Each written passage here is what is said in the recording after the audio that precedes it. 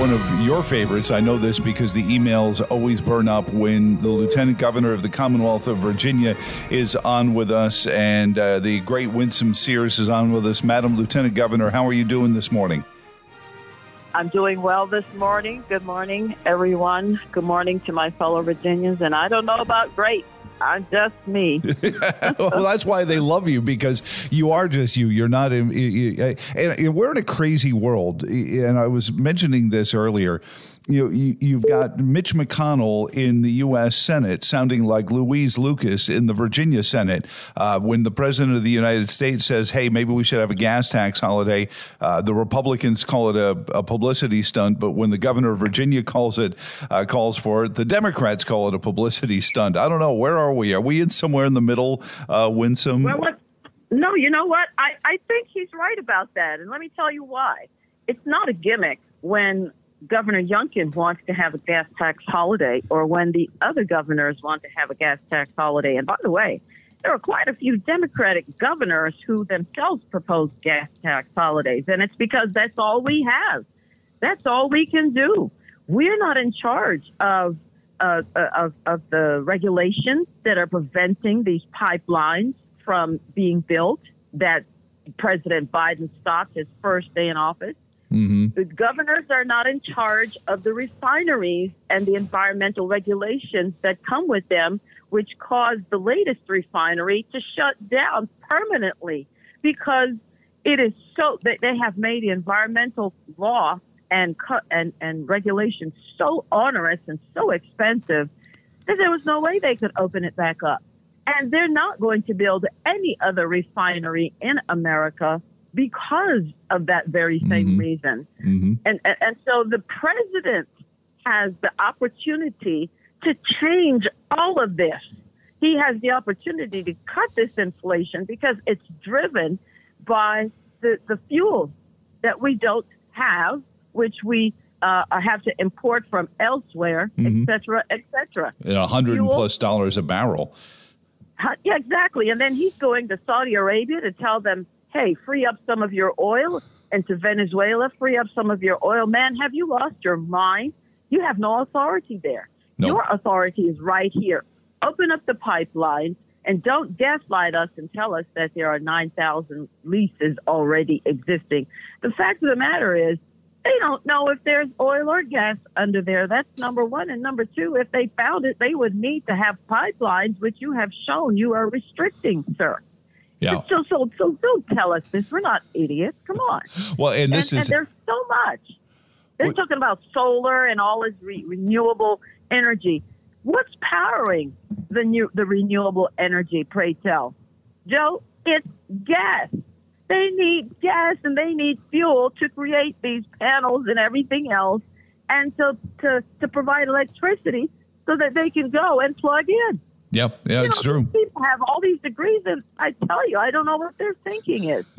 They should ask for their money back from the institutions that gave them all those degrees. But if you look at it, and then you go and say, oh, by the way, I have 3 letters for you, ESG, and the SEC's regulations on the investment that these companies have. Again, something that Glenn Youngkin can't lift, but Joe Biden could. He can call Janet Yellen. Loosen the money.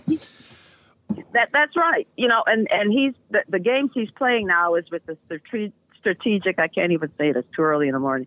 Strategic oil reserves. Mm-hmm. And what's that going to do, Joe? It's going to do nothing. It didn't do anything the last time, and here you are again. The very things that you can do to help the American people, he won't do it. So I don't blame Mitch for saying it's a gimmick. The governors can't do it, but he can. Mm-hmm. That's what he's trying to do. Well, and I think, your point, and this has highlighted something I don't think the left wants to talk about, is, what does the government tax us for? Is it to punish us, to keep us from spending our money on things they don't want us to, or is it to actually fund a core function of government? I mean, we all agree roads need to be taken care of, but maybe this is they're afraid of being caught with a opportunity to have a better way to do that. There are 3,400 fossil fuel plants in America.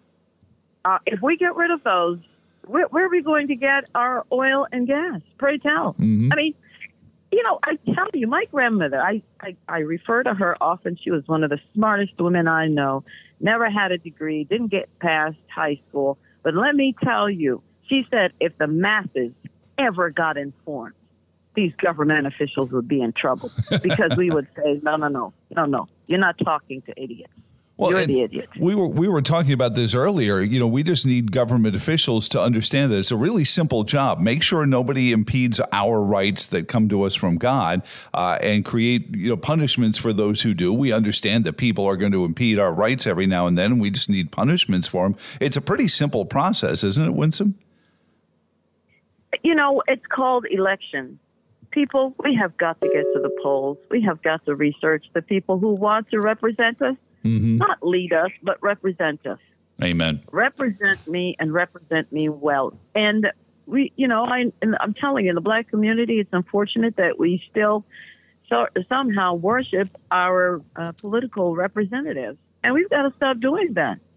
Well, it's like when President Trump said in 2016, what have 50 years of these policies done for the Black community? That question has to be asked. It's a harsh question, but it's a real one.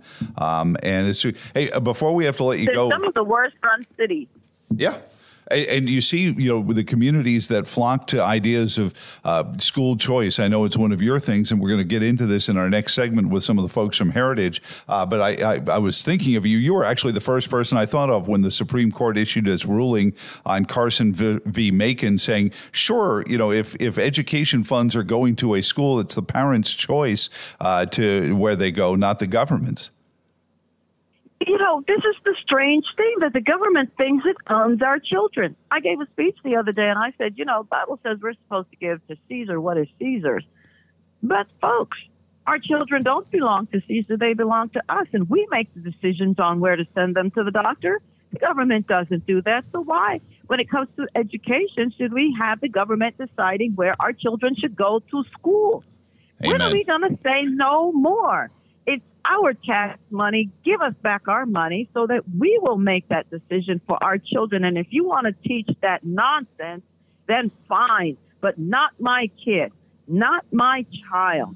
Mm-hmm. No, sir. My child needs a good education so that they can have a bright future. And by the way, there are so many teachers I have heard from in the public schools. They don't want to teach that nonsense either. Yep. They just want to get to the basics. They want to get to teaching the child something that's deliberate that will make them successful. Right. We appreciate your time, and we'll hope to talk to you again very soon. Thank you, sir, and God bless all of you. And folks, get to the polls. We've got congressional races. We need your help. If we don't get people in office, it's our fault. We've got to make the phone calls. We've got to walk and knock doors. We've got to send mails. We've got to talk about these things. Amen to that. You have a great morning. Amen. Bye-bye. And thank you for joining us this week for Freedom and Prosperity Radio and all of us here at the Virginia Institute for Public Policy. My name is Joe Thomas. Until next weekend, so long, and thanks for all the fish.